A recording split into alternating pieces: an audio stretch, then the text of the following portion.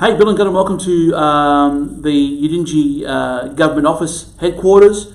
You're probably watching this on the internet, and if not, you're listening to it via the Black Law Tribal Edition radio program, thanks to the Udingi Broadcast Service and, of course, the National Indigenous Radio Service if you're listening to that inside of Australia.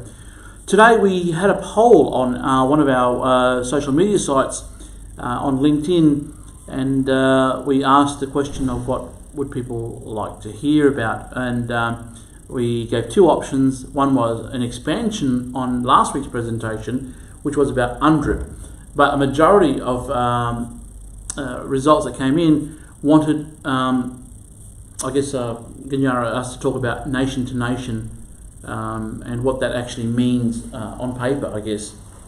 So congratulations on your new term as the Attorney General as well, and I'll also be resuming that the office of Foreign Minister and Minister for Communications and Broadband for the Sovereign Unity Government, and we also had some really recent appointments and some exciting news to come. So thanks once again, guys, for taking the time out of your busy lives to watch this program. And Ganyara, nation to nation is a very, very simple concept, but which nation are you part of is always the question that we're asking. Well, yeah, look, you're right. It is a simple concept, but it all comes down to capacity as to which legal identity are you going to be seen in. Are you going to be seen in the Australian identity on this hand, or are you going to be seen in your tribal capacity on this hand? Which one are you? Capacity is brought about by, you could say, sovereignty. That the Uluru Statement from the Heart quite references as being for real. The sovereignty of your nation. It allows you to build things such as identity, which is what we have done. So when we are seen here now, we are being seen legally and politically through our identity. You know, not the Australian one. It's the Udingi one, because it was here first. The Australian identity is created subject to the Australian Constitution, which is that simple. So which one are you going to be seen to? Nation to nation, as you said. Where are the nations? Now, John Howard made it very clear, going back a few years, that you cannot a nation cannot treaty with itself. And that's absolutely correct. How can an Australian treaty with the Commonwealth of Australia? It can't, it physically can't. It is Australia. It is the Australian. We've got to consider this. The best way of putting this, the Australian citizens are like cells in your body. You know, all your flesh and blood cells. So all those flesh and blood cells make up the body. So the citizen is just like that. All the citizens make up Australia. So that is Australia. Australia is the institutions and all its citizens, its citizenry.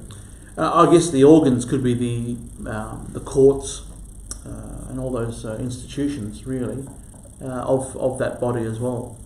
Oh, absolutely, absolutely. The organs are, you could say, the essential things that make the body function, the heart. So that would then be like the Parliament. The Parliament's the brains of the outfit, so to speak, or the University of the brains, and whatever you want to call it. But these are all organs of that same body, but it's all made up of all the citizenry. All those little cells make up the whole. So the individual makes up the one. So we talk about nation-to-nation treaty. Which nations are we talking about? That's the important part. Which nations? Yeah, that's true. Which nations? And we just wanted to say thank you also to everyone out there, because we're using this. We're broadcasting this image through the spectrum and the space that through other people's territory, I guess. And so peace and blessings from the Udingi territory. We come in peace, and it is about nation to nation. I think one of the most interesting things is that it's sort of reversed here, in that when the British came, they had offices, and they had an office, but they never had land. Here, the tribes had land, but they never had an office that the British could identify. And I think that's where terra nullius might have come about. You know, they couldn't see some sort of place where they could do their paperwork. And the law was here, the owners of the land were here, but from a European point of view, there was no officer. That's why we have now the office of Chief Minister. the Office of Attorney General, the Office of the Department of Foreign Affairs and Trade. From a Udingi point of view, you're actually creating that office. So the Commonwealth of Australia now, it does not have, true and correct consent to be on the Udingi territory, can now interact with this thing that we've created to this bridge point. This point, you can call it a treaty, but it's really good because the Udingi Nation is creating the offices to connect with the Commonwealth of Australia with the intention to look after it. So we see the value in the Commonwealth of Australia because it's got international connections that would allow the Udingi personality to travel from point A to point B to meet with some other Indigenous nation on a different continent, for example. So we don't want to really destroy that because it's quite useful. The same way with defence and hospitals and things like that. Yes, sure, they're the property of the Udingi Nation. However, wouldn't it be great to actually settle that past and secure the future and have every person on the territory allowed to be here, but with the full force of the law to actually go forth with confidence and assurance. And it is a matter of trust, but I think that this is where we need to build that. And the Udingi Nation, not through us, but through the knowledge and the wisdom of the elders, Janala Udingi is the tribal council, if you like, that also has its own legal creation in the Udingi realm, but it's also a place where men and women can speak about directing the Udingi government to interact with the rest of the world. And that happens through the Foreign Affairs Department, it happens through the Attorney General's Department with your excellent work. Well, I might congratulate you, Ganyara, with the many documents that you've put out there, which is actually seems to have a really good influence on other places. So that's where we're coming from, and that's what nation to nation is. I don't know if I've overstepped the mark there, but I think that's quite an accurate summary. Well, our nation is our nation. Australian is the Australian nation is the Australian nation. But there was, as they said in the Uluru Statement from the Heart, the sovereignties coexist. So we've got our sovereignty and their sovereignty sitting side by side. Yes. The idea of a formal agreement is to work out how the two lots of sovereignty can coexist together, sit side by side or one above the other. Is our sovereignty higher than theirs? Is it better? Is theirs more subordinate to us? Whatever the case may be. That's for the treaty to work out. But we have to be in the correct capacity before we enter into a treaty. That's the important part. If we've been seen legally and politically through the Australian identity, then we're Australian. Remember, this thing here, this thing is a human. The human is not the personality, it's not the identity, it's not the legal identity, it's not the legal fiction. It's a human, just like a cat, dog, kangaroo, whatever. It's born, it lives, it dies. You cut a cat or cut a dog, it bleeds. Cut the kangaroo, it bleeds. Cut the human, it bleeds. It's all one and the same thing. But the man-made law is where the personality is created. So, there is an old maximum law which says human is the thing of nature, person is the thing of civil law. So you've got to understand, we're not the person. We use the person to be seen legally and politically in some society or some community or some legal identity. Yes. So that's where we have a personality. So if we want to take part in Australia, we're seen legally and politically through the Australian identity. If we want to take part in Udingi, we're seen legally and politically through the Udingi identity. But the treaty must allow these identities to be present upon a certain piece of ground together. Now, Udingi have consent to have its personality here. No ifs, no buts about it, because they've always been here. So our person was created well before the incoming Europeans and the incoming Australians. So the idea of the treaty is to build a bridge for Australia to be present on our territory. Our persons have consent to be here. Yeah. The Australian ones don't have consent to be here. That's the important part for this. And this goes globally, by the way, not only here. This goes globally. New Zealand, for example, is a very good, interesting case. Nation to nation, they say down there. Well, there was a treaty done going back before the formation of New Zealand. The treaty was done, they call it the Treaty of Waitangi, was done between the original inhabitants, those who hadn't ceded sovereignty, and the British colonial world, incoming world. So that treaty is for real. There's only really 3 clauses to that treaty. One is what the British will do, what the New Zealand will do, and who's going to look after who. You know, how it's going to work. 3 clauses. But there was no transfer clause. And in saying that, if there's no transfer clause, how did New Zealand end up in the position that it's in? The citizens of New Zealand. The treaty was not transferable. It's always going to be between the original inhabitants and the British. Yes. So who are New Zealand? They need to do this as well. Now, the New Zealand government commissioned a report recently, going back 2014 or 15, that was published. They said sovereignty was not ceded by the original inhabitants and that the treaty is real. So think about this. Are the New Zealand citizens, are they British subjects? If they're not British subjects, they're not party to the treaty, because the treaty, which is just a legal contract, is rights and obligations that each party will commit to under the agreement. But it does not benefit or obligate a third party, I suppose, the best way of putting it. Well, that's right. I mean, the same you could say in Canada. And we'll be looking at that later on in the program.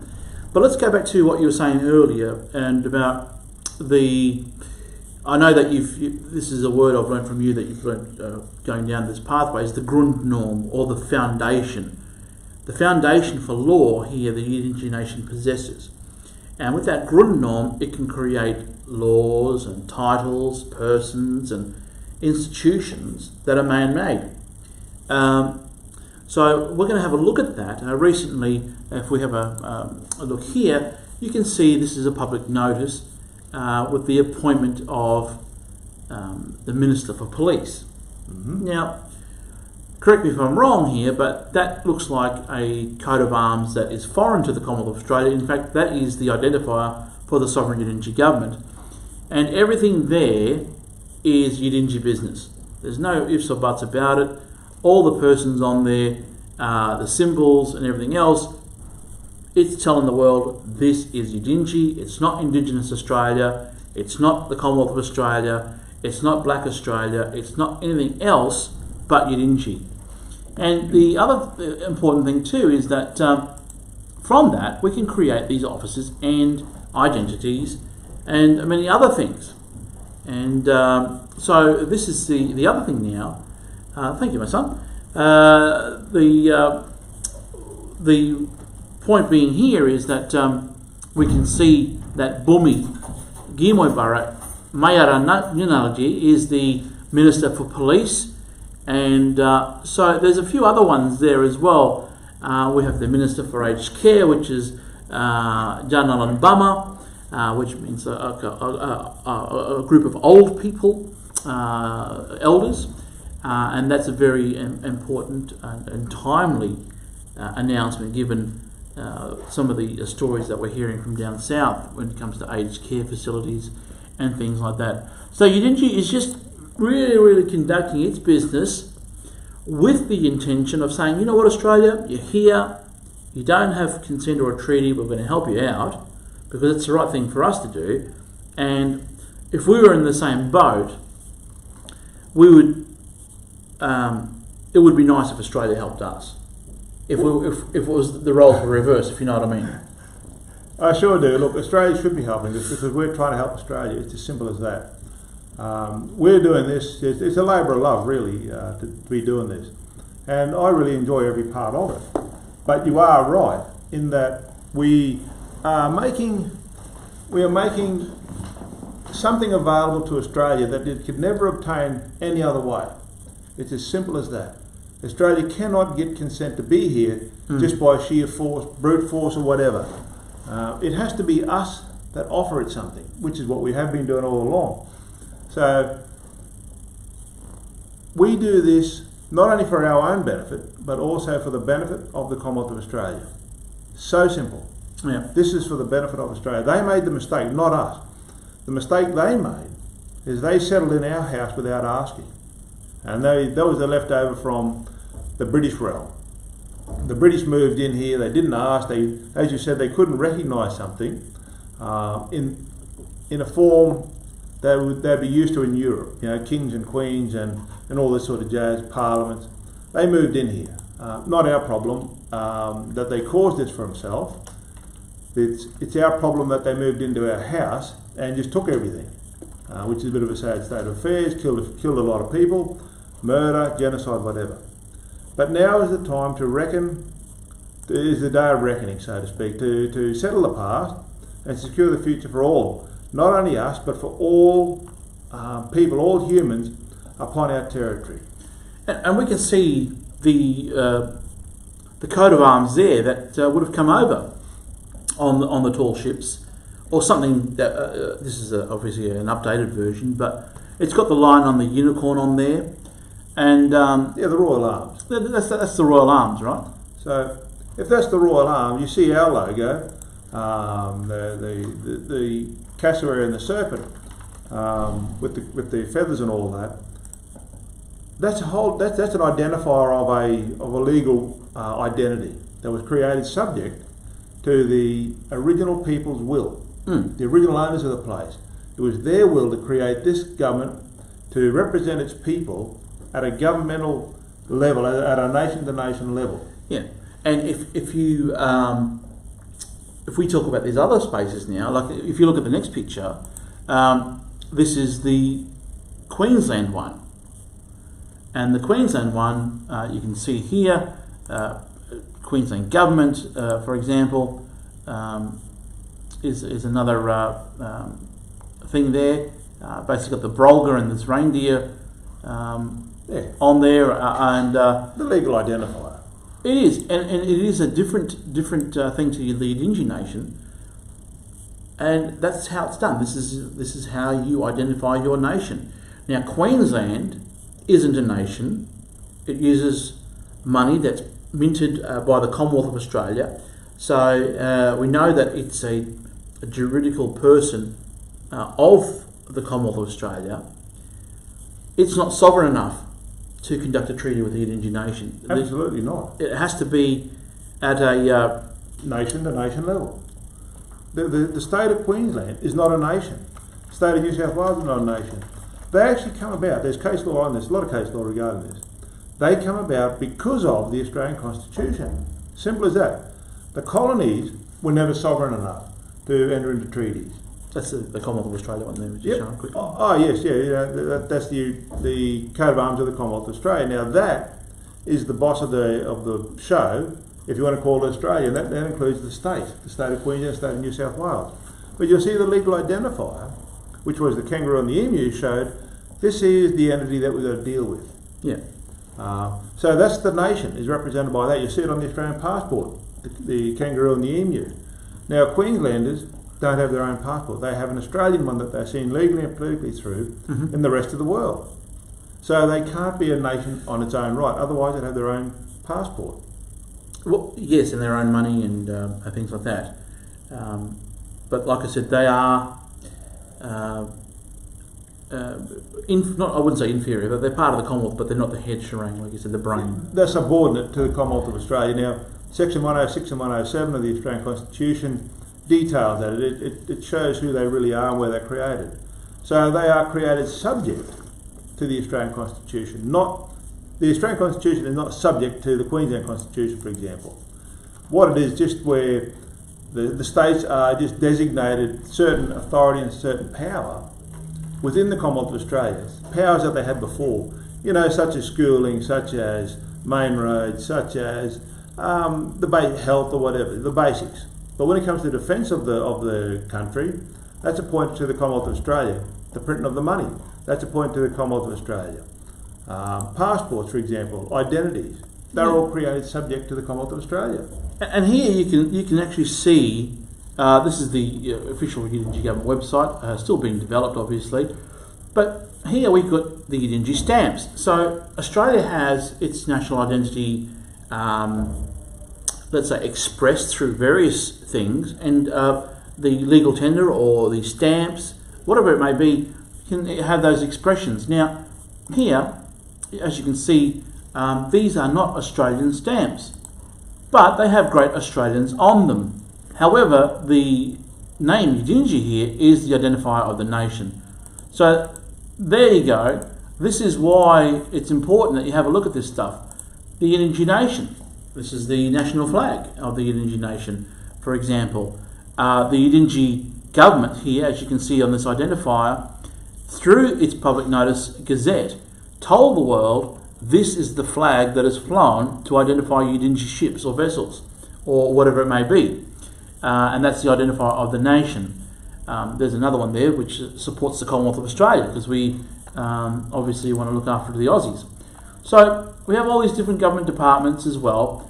But look, this is really important, guys. I think it's one of those things now where it's vital that people have a look at that Victorian Treaty, Queensland Treaty model, and everything else. I think it's really important that people don't just believe us because they're listening to this and it sounds good. Go through and do your homework. And, you know, there's a really important thing about knowing what is the value of things. What is the value of money? What is the value of a tree or clean water, clean air? And most of the tribal societies here inside know exactly what we're talking about. The confusion comes when they go to operate in the legal world, let's say, but they've only got one card to play, and that's the Australian one. But they can create this other card identity that can link up with that one.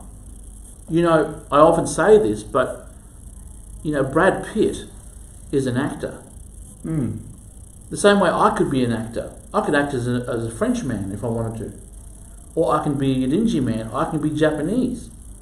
Well, you're dead right. You're dead if I say this, you know, la souveraineté consiste à bien connaître la prix des choses.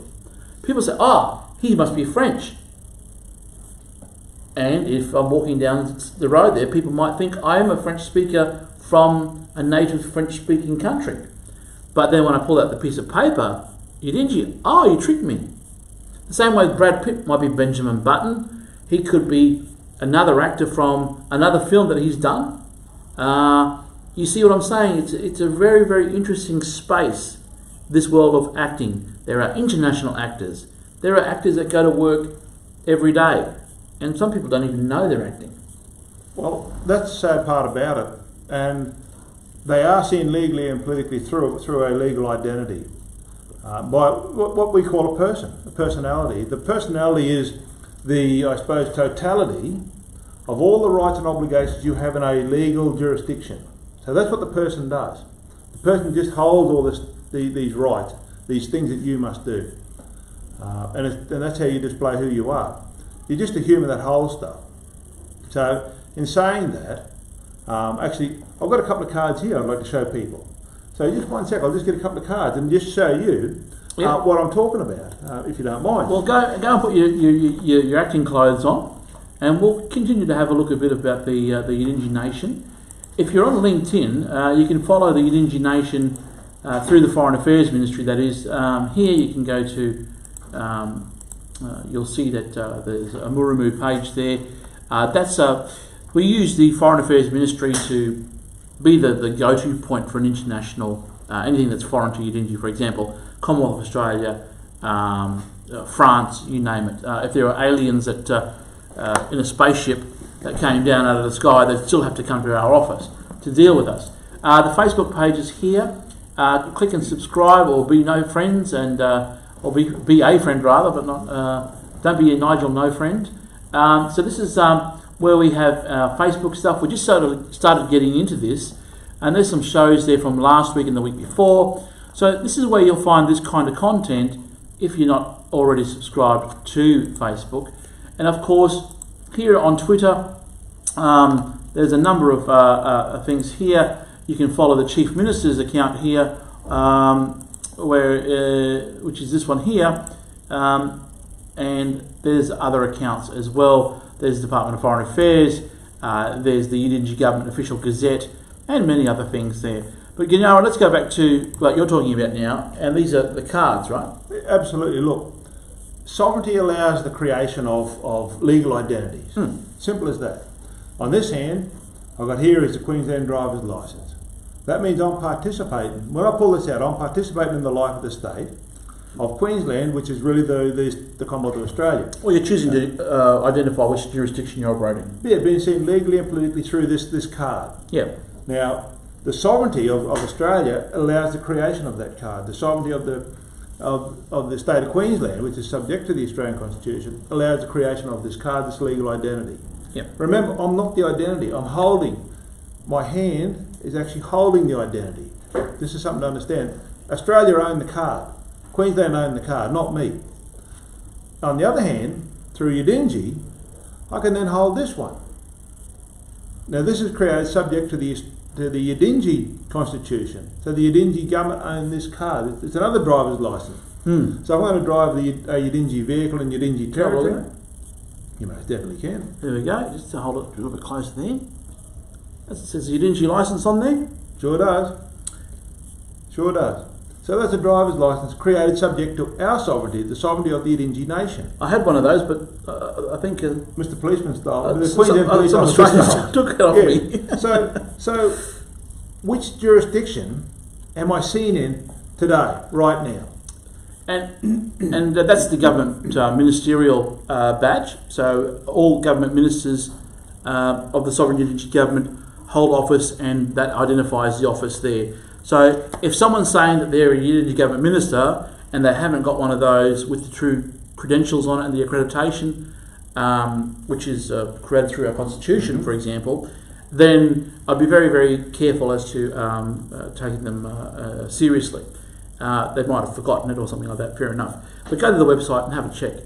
Same with people who are saying that they're ambassadors or workers for the Yidinji government. If they're not identifying themselves correctly, then that's we can't really do much about that. They have to identify at that specific time which jurisdiction they're in. One of the other things too, Ganyara, is that we can't just go to your country, your territory, and start bringing this stuff and flashing it around. That's why the Foreign Affairs Ministry exists, because we're trying to, wherever we try and go, we do it, one, peacefully, but two, we try and find out who's who in the zoo and when we try and traverse through your country. So we try and get that written permission. For example, the Darug and Gunungurra people invited us and welcomed us into their territory. We have MOUs with a number of tribal nations. I won't name which ones because I haven't got permission to talk about those. But I do have permission to mention that the Darug and the Gunungurra people welcomed us on their territory last year to do a number of activities where we go out and we talk about this stuff. So if you want us to come to your part of the world, we're happy to do that. But one thing you have to do is you have to invite, not me, you have to invite the office. So it has to be written to this thing here via paper, and then we can bring this to your country, because it's the piece of paper that we want to bring out the permission on. We need your permission as tribes, and that can be verbal, that can be handshake, but in this other paper stuff we need your permission in writing. Now whether that's through your Australian identity or your tribal person, that can be negotiated. We're very happy to fit in with what your rules are and what you choose to, how you choose to operate. But just remember that when we're doing this kind of stuff, we're not doing it to create problems or to take over your land or whatnot. We're really not about that. We actually wanted to share this information because we think it's quite valuable. And you know, there are a lot of good Australians out there that have done a lot of the hard work. We can't take the credit for this, but we can certainly say, look, thanks to everyone, all the mums and dads, all the great grannies and everyone prior to us, because it's just somehow it's crescendo to this point in time now, and we're here at the right place at the right time, and we hope that because you're watching this is something that you can consider now, that maybe you're meant to watch this stuff and to do something with it. And whether you're inside of Australia or you're in your tribal capacity, that's up to you. You don't even have to agree with what we're saying. and that's okay too, isn't it? Oh, look, it sure is. Everyone has a choice. Now, it's just like these two cards. I have a choice to take part in either of these societies at my whim, at my will. That's my choice. They can't force me to take part in the life of Australia. Otherwise, that becomes forced assimilation. If they force me to hold the Queensland driver's licence or to take part in the life of the state, Commonwealth of Australia, it's forced assimilation, and that's not in accord with Article 8 of the UN Declaration of Rights for Indigenous People. Australia signed that declaration, by the way, ratified it and supported it. We use it as a good document, as a guideline, which it really is, but they can't force us to assimilate in the life of the state. Now, we have a choice under Article 5 of the UN Declaration of Rights for Indigenous People to do all our stuff, and we have a choice to participate in the life of the state if we so choose. What if we don't so choose? What if we don't take part in the life of Australia? We can rebuild our one, which is exactly what we've done. We rebuild it where we need to have driver's licences, same as what Australians need to have. When we drive around our territory, we need to have this licence in our car. Otherwise, we're breaking our rules. Not only not Australian rules, but our rules. So this is what I'm saying. It's nation to nation. But which one am I seeing through? I can't be seen through both together. I'm not both together. No, in the Holy Scriptures it says you can't drink from both cups. Yeah. So you can't do that. But I thought, because we mentioned acting before, let's go a bit Hollywood, and you'll see this character here. This is Jason Bourne from the Bourne Identity, the movie series, and Jason Bourne had all these different passports and like a spy. He was an international spy. I wouldn't say the Queen is an international spy because she's conducting business through multiple personalities. Like Jason Bourne, she can act as the woman that is Elizabeth, can act through as the Queen of Jamaica, the Queen of Canada, the Queen of Australia, the Queen of New Zealand, but she can't act as the Queen of Barbados because they're actually removing her from that part of the world, the office paper that is. So these are the things now we're talking about. And the same way where I may have a tribal name here on the Indigenous territory, which I do, thank you very much, but I also have different names in different places that I go. So if those governments were to form there, then maybe I could they could grant me permission to be there, but under that tribal name. You see what I'm saying? It's a very really it's just contracts, and you can operate under different trading names when you open a business, for example. But you can't create those, but the tribal nation can create something that you can hold, and that's the very important thing now that we've got to learn about. And have a look at UNDRIP, because even though we went through that last week, I think it's really sound reading, isn't it? It just gives you that guide track of what is available to your tribe. Ganyara, if we can just stop there for a second, we're going to have a look at an issue now. If we can go to a different continent, in what many in the international law describe as Canada. The people there, some people say Kanata, which is how the Squamish would say it. But we're going to look at the Mi'kmaq people, and they're currently going through a bit of a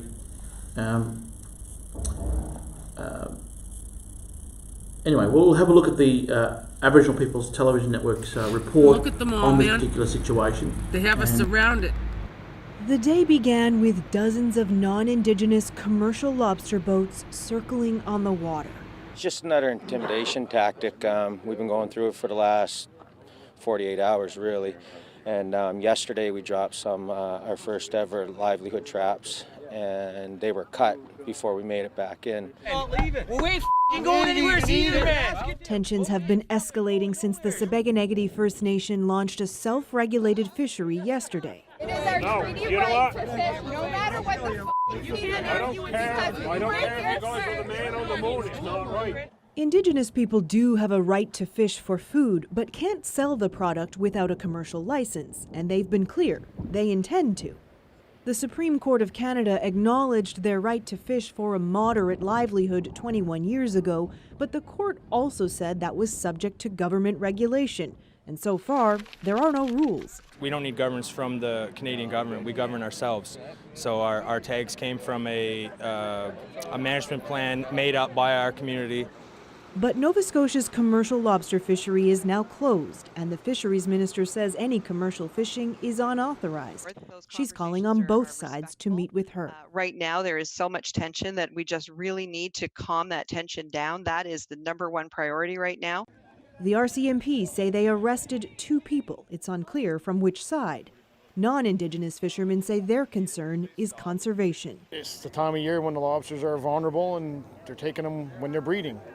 If we kill all of our babies, we'll have no adults later in life. The non-Indigenous fishermen are out there cutting trout. They're doing all this stuff. With no end to the impasse in sight, Mi'kmaq chiefs are calling on the Department of Fisheries, the Nova Scotia government, and the RCMP to protect them.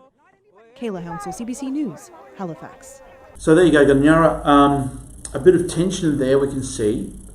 I don't know the ins and outs, but what are the benefits of a nation-to-nation treaty? Let's have a look at this headline here. The Mi'kmaq tackle decades-old standstill on fishing rights with historic self-regulated lobster fishery. So obviously they're a bit concerned that the lobster numbers are going to be diminishing very quickly. And the police were involved. I don't know the ins and outs of it, but what would be the benefit of a nation-to-nation treaty there, if we could talk about that? Well, let's go back to the original treaties. The original treaties were between who? The original inhabitants there, the Mi'kmaq, if you want to call them that, and the British colonial world. So where did the British get the right to hand over the terms and conditions, or its obligations and rights under the treaty, to someone like Canada, for example? There was a conference held in 1921 over there in the UK, said the Crown is now divisible. Before that, the Crown was not divisible, it was one single Crown. And that was the colonial world, and all of a sudden the Crown became divisible. Like a franchise? Yeah, so hand out, the Queen could have all these multiple crowns.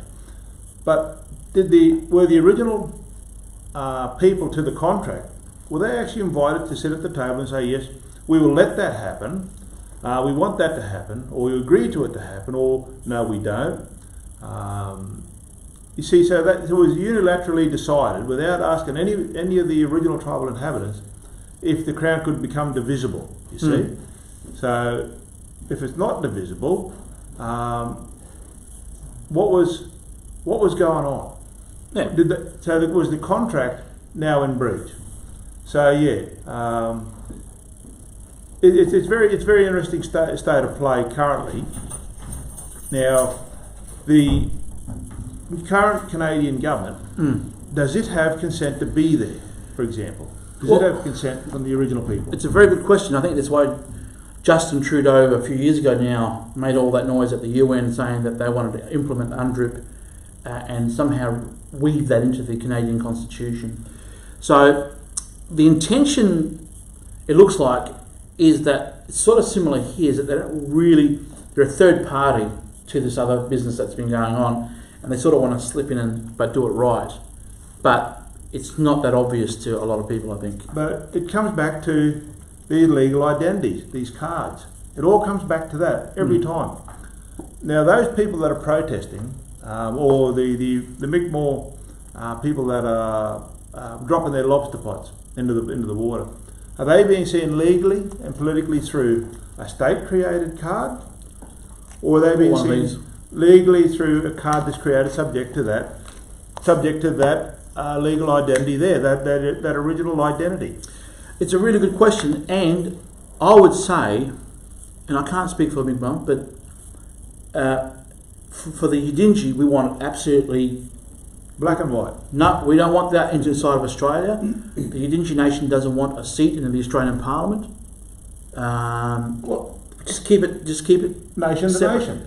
100%, nation to nation. So when you hear about treaties inside of Australia, that's the Australian nation. When you hear about Aboriginal Australians in the Parliament, that is the nation. when you're talking about national identity or Aboriginal and Torres Strait Islander peoples inside of Australia, that's one nation. Hence, the irony behind one nation. But that nation or those things that are created in that world doesn't have permission from the Indigenous nation to be here. Or any other Aboriginal nation for that matter. Or any other one that we know of. Mm. So this is why we're sharing that information. And it really is important to get your head around it. It can be a little bit difficult. But if you're playing for St Kilda or for St George, let's say, you're not going to go and pick up the ball and score for the Broncos or for Fitzroy or whoever they are these days. You just can't do that. They're going to put you on the bench. The same way with, you can't act as an Australian and go against Australia, otherwise they're going to put you on the bench. And that might be fining you, or you might lose your job, or in the worst case scenario, they might lock you up. So this is the really important message now. The tribal nations are the only ones on this continent that can create these things, a new one of their own. Okay? That's the power. That's what sovereignty is all about. Dominion, eminence, and imperium. And you can explain all that. Well, in saying that, do the original Mi'kmaq people, have they created something like this that creates a fisheries department that says its citizens, its members, the humans that hold the card, yeah, have they got permission under the rights of that card to go into the waters and put their lobster traps in? Because if they are not, and if they're working in Canadian dollars, which may be a problem, they've actually entered into the realm of Canada through the legal identity. How are they getting paid for their lobsters? How's the money coming across? Because remember, Indigenous Canadians have no more right to be present upon the territories of those original owners than what do the Chinese Canadians, for example, or the British Canadians, or the Australian Canadian citizens. Yes. Because remember, the word Canada or Canadian there is the noun, and the word before it, Australian Canadian, means it's an adjective which describes where that Canadian citizen come from. So a Native American or First Nations Canadian, First Nations Canada, or First Nations Australian is still Australia, that's subject to the Australian laws. Still Australian. And we support that 100%. However, we also support people of tribal, from a tribal society who wish to set up their own true and correct government according to the traditions and customs of their tribe that would be of a pre-1770 nature, before England, before Australia. Yep. And these people have exactly the same right over there. Absolutely 100%. They can go and set up their government to instruct the Canadian government what to do. Well, the term terra nullius was also used over there. Yeah. That's because when they didn't have the form of government that was easily recognisable. So by the incoming British and the incoming French and all that. Yeah. But in saying that, I've got to wonder, is the Canadian government not just some form of administration, just like what Australia is, just an administrator waiting for the original proper governments to come back into place? These original proper governments, these ones, when these come back into place, which we can do, would then relegate the Commonwealth of Australia, for example, to maybe things like defence of the homeland, or ensuring international affairs are handled correctly, with other UN member states. So I feel that the Canadian legal entity and the Commonwealth of Australia legal entity are there to administer the territories of the tribal nations until their governments are back.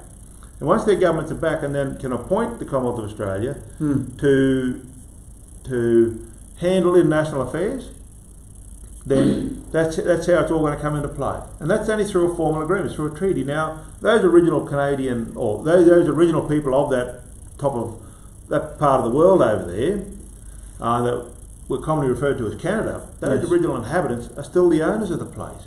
That's still their lobsters out there, still their waters. Yeah. But when you go into when you immigrate from one to the other, you've actually left yours, and now you've been seen legally and politically through that. So you've left all your lobsters, you've left your waters. You're now taking part in the life of the state, which doesn't have consent to be upon your territory. And that's what this nation-to-nation talk is about. How can this one, let's say this is a Murimu one, go to Canada when Australia doesn't have an agreement yet or a treaty with the Yidinji?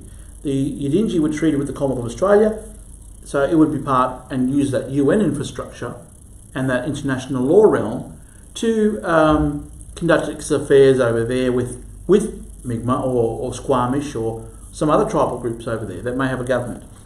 And that's what we want to do. We see the value in the system of UN. However, it has to act appropriately on our territory, and all UN member states, according to our latest public notice, one of our latest ones, must come to the Yidinji government when conducting business on our territory, but with the knowledge that we are here to protect the Commonwealth of Australia. We're not interested in administering, or let me rephrase it, we're not interested in looking elsewhere at this stage. We want to have some sort of arrangement with the Commonwealth of Australia to have limited administrative rights over the Yidinji territory for the benefit of the Yidinji nation and the Commonwealth of Australia. But that needs to be negotiated, and it'll take a little while. We're happy to talk about that, but at the end of the day, if they don't want to do that, then so be it.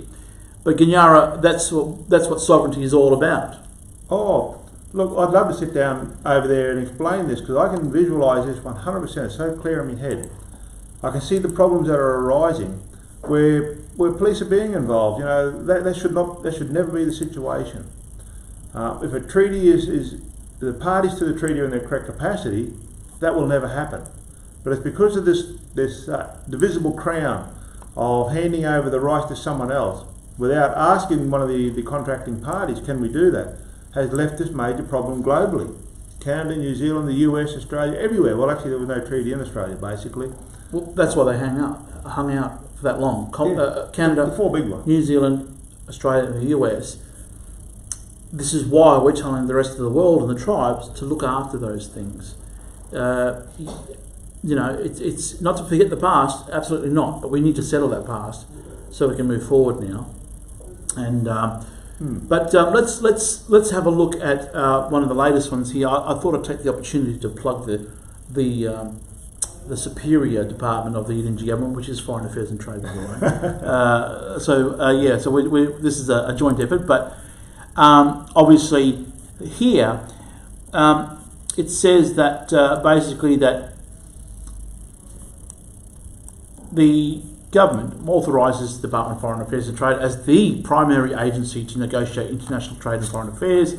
So basically we're saying to all the UN actors, Australia, China, North Korea, you name it, whoever's part of the UN, Vatican, even though they have only observation status at the UN, it still applies to them. All these inquiries have to come through this government here. And that's the email. So, that would be the same with you guys. If you've got a government or you want to come up here and you felt that as an Australian, if you're acting as an Australian, you wanted to, say, look, I want to get permission to bring myself into this piece of paper here. Yeah, well, no worries. It's going to cost you nothing. But that's not the point. It's all about, you're acknowledging the Yidinji government by doing that, but all these other UN actors also are following suit. So we have certain protocols in place now with a majority of UN member states, actually. And but that's we don't have that wish to join the UN. We make it very, very clear. We're not interested in doing that. It'd have to take something very spectacular to do that. It's a lot of work. And, I just don't have enough time for that. Absolutely. Look, that's why we made the proposal to Australia back in 2017. The we actually put out a tender process to let Australia be the preferred supplier of administrative services to the Yidinji Nation. So they were the preferred number one offer to Australia. Let them do all our international affairs. In the UN world, when I call say international affairs, that's in the international realm of the UN jurisdiction, the United Nations, where all the other actors, such as the United States of America, People's Republic of China, where all of them operate. I'll try and find that while you're talking. Yeah. So we do that for a reason, because there'd be, how many tribes would there be globally? Not just nationally in Australia. You could say 250 or 300 roughly in Australia. But what about globally now? Because if everyone wanted a seat at the UN, it'd be just that unwieldy and huge, and just wouldn't be able to keep track of it all. You'd be flying half the world to a central point to sit down and talk. That's just not possible. So the Commonwealth of Australia is the one that we want to go forward and do our bidding at the UN level for the benefit of our people. Simple as that. So that's why we're doing this. But we got to understand this jurisdictional issue. We are not Australian. We want to appoint Australia through the treaty to go forward and do that on our behalf. And that's part of the terms and conditions of a formal agreement, of a treaty. Something that Australia doesn't have at this stage. So we're trying to help it there. Now these Mi'kmaq people, same thing. They should be, through their foreign minister, through their government and their foreign minister, be talking direct to the foreign minister of Canada, to the Canadian government. Because unless they've been seen legally and politically through the Canadian identity. And that's the important part. If they are seen legally and politically through that identity, then they have no right to be talking about the resources of the original inhabitants there, which were called Mi'kmaq anyway. It's just understanding this, that we're a human that hold legal identity. We hold pieces of paper. We are not the piece of paper, but we hold them and are seen legally and politically through them. And look, they may well and truly have done that. We just, like I said, we're not privy to that. But I would say that you mentioned the expression of interest document, which I've got here now. So we'll just take a quick look at this, and you can see that this is the basically what you put out. So this is nation to nation. Remember, we're saying to the Commonwealth of Australia, hey, look, we want to have this political intercourse and with you. We want to go through this courtship and do this dance, the merry dance, and let's have a treaty. But what we want to do is tell the world that we want to look after you as well. So this isn't about decolonisation, separatism, independence, all that kind of stuff. Or kicking the Australians out. Yeah, or kicking the Aussies out, or whatever. So as you can see here, we've actually put out that. We've had a couple of responses as well, just quietly. But I'm not going to talk about those publicly. But once again, look after Aussie. If you can form your government with that in mind, that you want to look after everybody, that in good faith approach to things, the doors are just going to open up. And it may not be you doing it, but it might be the boss upstairs, the one that created your nation, created everything in it, the sky, the earth and waters and everything else, because that's really what the sovereignty is all about. It's this huge spiritual law that one should consider applying every day. And most people will know I have faith in Yeshua HaMashiach, which is people might describe that as a Christian thing, but there is a spiritual name here that for the boss, and that has a Yidinji title, a Yidinji name, and then there's other tribal names that come after that. But this is what we're saying now. You have the ability to create your things. Once again, Commonwealth of Australia, you're not a tribe, but we can look after you. You're not Yidinji, but it can be a two-state solution. Well, it will be the only solution, because where are the Australians going to go? Where's their homeland? Can't go to New Zealand. Well, they're not New Zealanders. Well, that's owned by That's already owned by the original inhabitants down there because their sovereignty was never ceded. Yeah, so you can't send them out anywhere. The Tangata Whenua might have something about an issue with it. Yeah. So we've got to create the solution ourselves.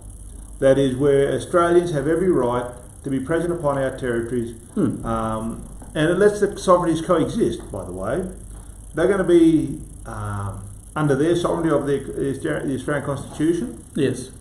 We'll be under our Constitution, and the two sit side by side and work together. And look, people say, oh, it's going to be very complex and whatnot. No, it's not. The ACT has a licensing. You can drive with an ACT license in the Northern Territory. You could probably use it in Thailand or somewhere else, where Australia have these links and agreements that go into place. So we're tired of hearing that side of things. Oh, it's going to create division and whatnot. It can create division, but this way, what we're doing, I don't think there's much. We're not interested in that kind of stuff. You talk about division, which is a rather interesting one. What's more divisive? A system of government where some people are given more, say, treaty, what they want to call a treaty in Queensland, are giving the ability to treaty because of their skin colour, because of their nationality or their race. Not nationality, because of their race. Now that's racist, absolutely, because all Australians have the same civic civic obligations and duties and rights. They have contractual obligations that people when you talk about workplace relations and women getting less pay and that because they're women. So a contract is a contract. A woman, in my view, acting through that personality, should get the same amount for that job as a man would, because there shouldn't be that discrepancy. Same with the colour of the skin or religious beliefs or whatever. However, the Yidinji nation is represented through the Yidinji government, and its personalities are here. Australia is there. And all Australians are equal. All Australians, black Australians, white Australians, Chinese Australians, yes, all Australians are equal. And there's a simple way I can demonstrate that. If you were to have someone in two cars driving down the road, and one is going 90 through a 60 zone and the other is going through 90 through a 60 zone by accident, and only one gets fined and gets thrown into prison for it because of the colour of their skin, that shouldn't happen. The same way that an Indigenous Australian of Aboriginal and Torres Strait Islander descent shouldn't get special privileges inside the Commonwealth of Australia by not dodging that fine. So it has to be even, otherwise the people will pick and chew and argue over little things. This way, the Yidinji way, or what we're talking about is the Yidinji way here on the Yidinji territory, there's a clear demarcation as to the jurisdictions, and if you're acting inside of Australia, then operate under that law. If you're in the Yidinji nation and through the Yidinji personality, act through the laws that govern the Yidinji nation. Doesn't mean you can be an outlaw, doesn't mean you can run away from tax and hide your Australian money under a blanket or a mattress. It's got nothing to do with that.